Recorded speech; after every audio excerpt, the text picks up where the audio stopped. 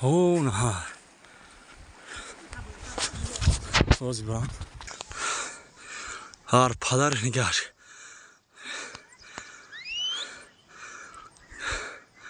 تمنه علاف روزی روشن خد که قشلاق آمده است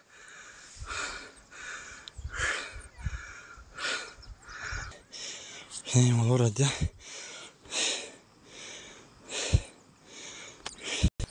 خرس یاقی پاق روزی روشن این مالا میبینی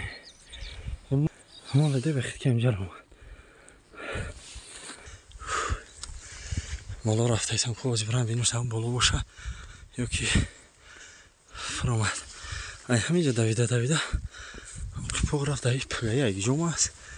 یک کم باره من دیدیم طرف رو خرس علاف کم تا بلند ای نمیدونم توف نه توف سوز که همیسته گریخ گوهی تلخ کافی اگه ها فکر من خیلی فرما یا ایس رفت یا که آل طرف قشلاق رفت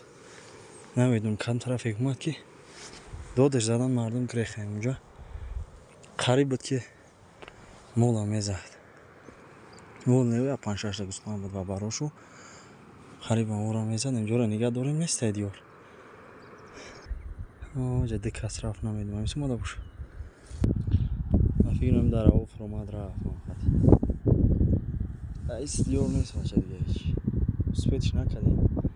هم داری خونه بار کامیره کردم ای بالا برامدم که بجای گریخ ساز نتافده تلفن اون کامیره اینه خیلی ساز که میگوید مقصد زوم میکرد قریب میواد شروع میتاف سپید نکردیم برای ای پایام فرماده باشه برامدنش قینه دیگه نمیوی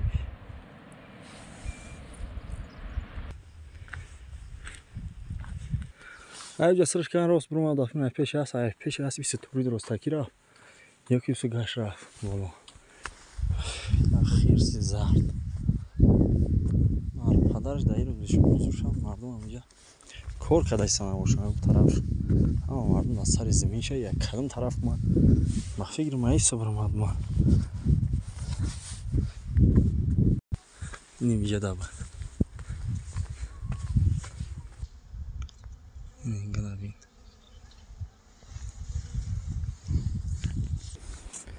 این بوی نمیورا گرفتم اومده که